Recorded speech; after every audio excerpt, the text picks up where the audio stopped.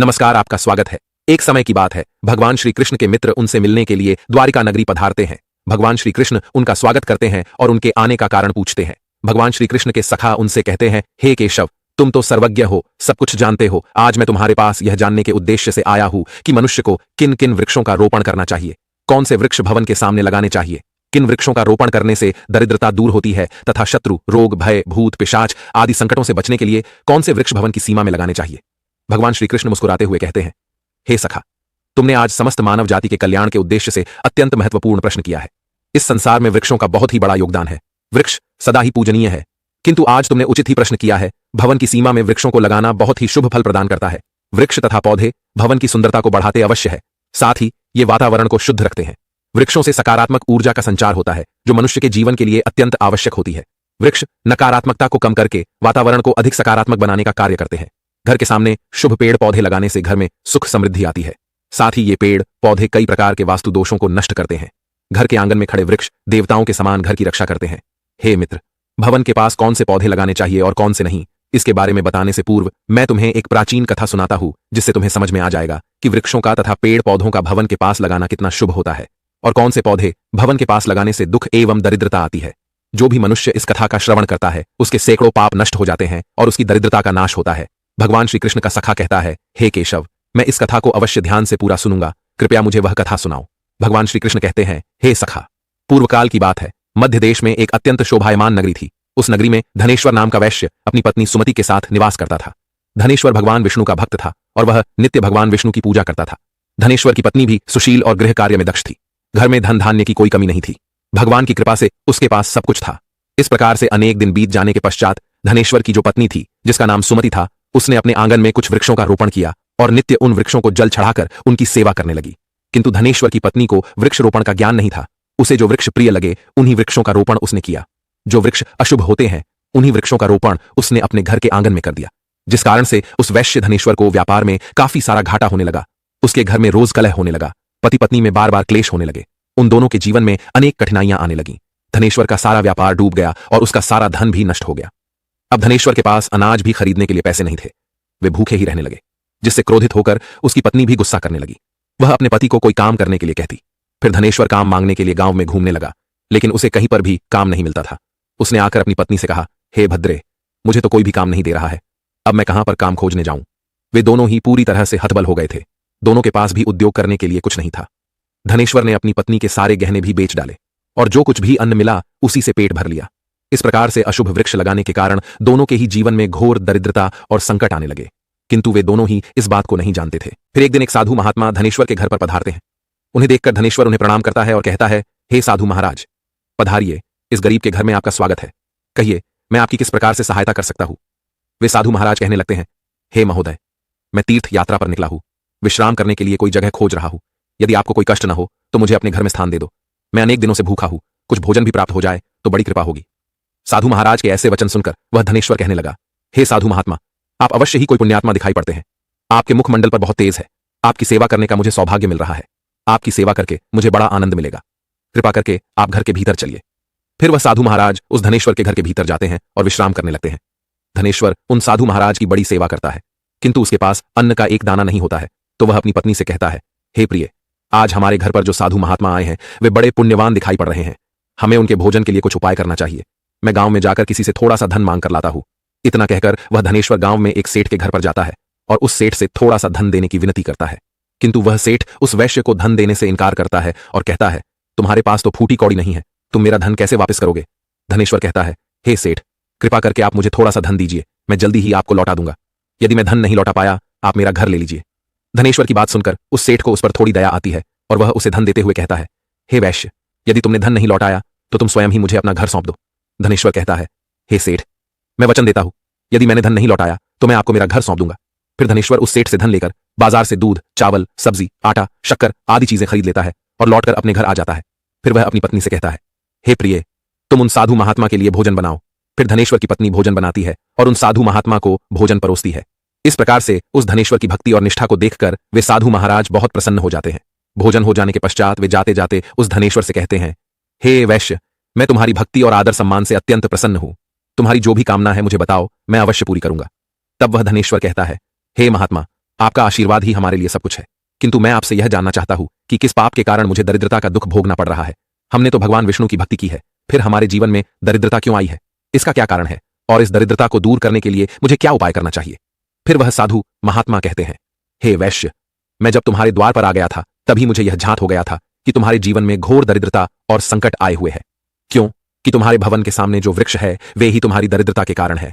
इसीलिए तुम इन वृक्षों को हटाकर उनके स्थान पर शुभ पौधों का रोपण करो। तुम्हारी पत्नी ने तुम्हारे भवन के सामने जिन वृक्षों का रोपण किया है वे अशुभ वृक्ष हैं, उन्हीं के कारण तुम्हारी ऐसी दुर्दशा हुई है। धनेश्वर कहते हैं, हे महात्मा, कृपा करके मुझे बताइए कि घर के सामने कौन से वृक्ष लगाने चाहिए जिससे घर में सुख समृद्धि हो, और कौन से वृक्ष नहीं लगाने चाहिए। कृपा करके आप मुझे विस्तार से समझाइए, मैं आपका बड़ा आभारी रहूंगा। फिर वह साधु महात्मा कहते हैं, हे वैश्य, ठीक है, अब मैं तुम्हें उन शुभ वृक्षों के विषय में बताता हूं जिन्हें घर के पास लगाने से शुभ फलों की प्राप्ति होती है। इसीलिए तुम ध्यानपूर्वक सुनो। हे वैश्य, किसी जलाशय के समीप पीपल का वृक्ष लगाने वाले मनुष्य को जो फल मिलता है वह सैकड़ों यज्ञों के समान होता है। जब पीपल के पत्ते उस जलाशय में गिरते हैं तो वे पिंड के समान होकर पितरों को तृप्ति प्रदान करते हैं। इससे सभी प्रकार के पितृदोष समाप्त हो जाते हैं। जो मनुष्य नित्य स्नान करके पीपल को स्पर्श करता है वह सभी पापों से मुक्त होता है और कभी पराजित नहीं होता है। पीपल को स्पर्श करने से लक्ष्मी की प्राप्ति होती है और उसकी प्रदक्षिणा करने से आयु में वृद्धि होती है। पीपल की जड़ में श्री विष्णु, तने में शिवजी और अग्रभाग में ब्रह्मा जी स्थित रहते हैं। अमावस्या के दिन पीपल को प्रणाम करने से जो फल मिलता है वह 1000 गाय के दान के बराबर होता है। इस संसार में पीपल के समान कोई वृक्ष नहीं है। साक्षात श्री हरि इस वृक्ष के रूप में पृथ्वी पर विराजमान है। पीपल के वृक्ष को चोट पहुंचाना अथवा उसकी टहनी तोड़ना महापाप माना गया है। ऐसा मनुष्य एक कल्प तक नरक में रहता है और जो पीपल को जड़ से काटता है उसका कभी नरक से उद्धार नहीं होता है।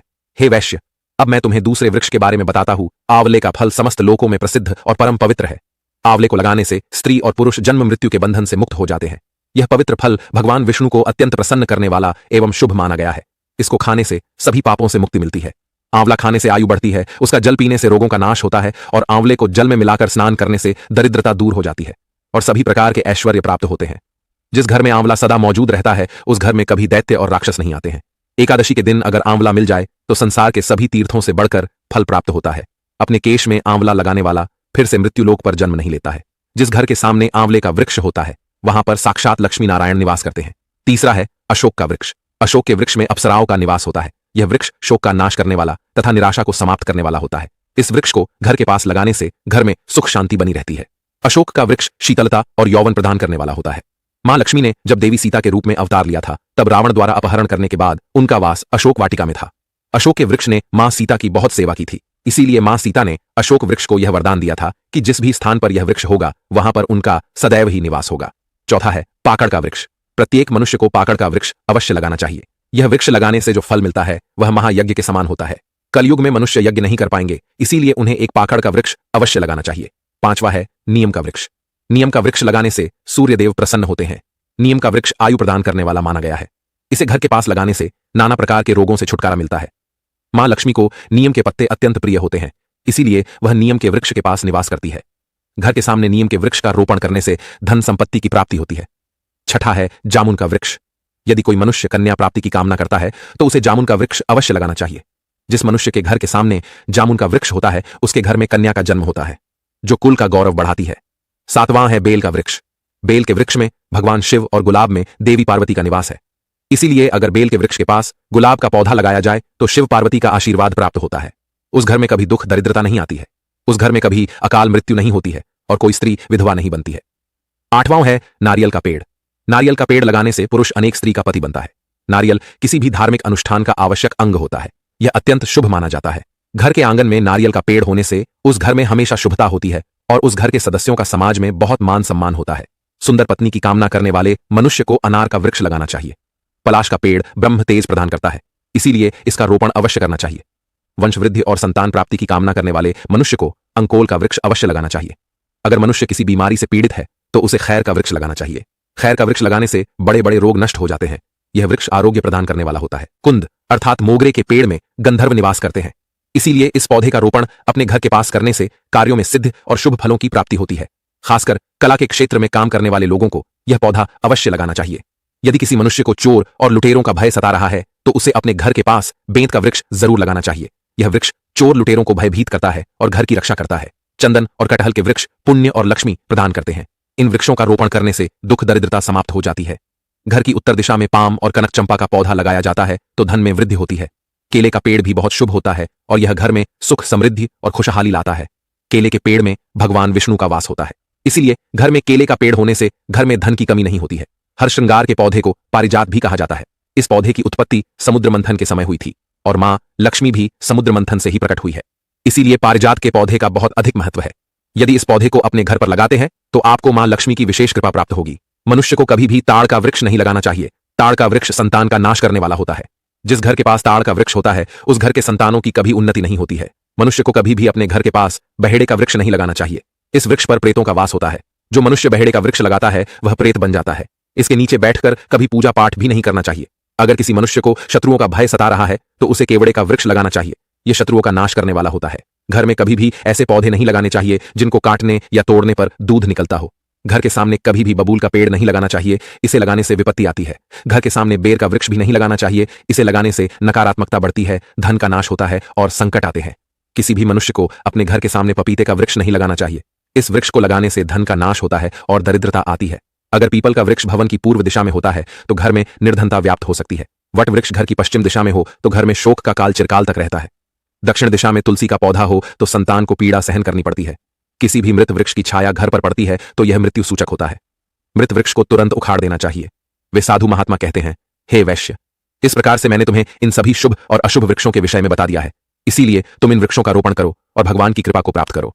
वह धनेश्वर कहता है, हे महात्मा, आपने आज मुझे उत्तम ज्ञान दिया है, मैं आपका धन्यवाद करता हूं। फिर वे साधु महात्मा धनेश्वर को आशीर्वाद देकर उस स्थान से अंतर्ध्यान हो जाते हैं। साधु महात्मा को अचानक से अदृश्य हुआ देखकर धनेश्वर और उसकी पत्नी को आश्चर्य होता है। फिर उन्हें समझ में आ जाता है कि साक्षात भगवान विष्णु ही उनके घर पर आए थे। फिर धनेश्वर उन साधु महात्मा के कहे अनुसार अपने घर के सामने अनेक शुभ वृक्षों का रोपण करता है, जिससे अचानक ही उसे बहुत सारे धन की प्राप्ति होती है और उसकी दरिद्रता दूर हो जाती है। धनेश्वर और उसकी पत्नी भगवान विष्णु का धन्यवाद करने लगते हैं। भगवान श्री कृष्ण कहते हैं, हे सखा, इस प्रकार से मैंने तुम्हें शुभ और अशुभ दोनों प्रकार के वृक्षों के बारे में बताया है। अब तुम भी जाकर अपने भवन के पास इन वृक्षों का रोपण करो। तो दोस्तों, इस प्रकार से भगवान श्री कृष्ण ने भवन के पास लगाए जाने वाले शुभ और अशुभ वृक्षों के बारे में बताया है। उम्मीद है आपको यह कथा पसंद आई होगी। जानकारी अच्छी लगी तो वीडियो को लाइक जरूर करें और कमेंट में जय श्री कृष्ण अवश्य लिखें। साथ ही चैनल को सब्सक्राइब करें। आप सभी का धन्यवाद।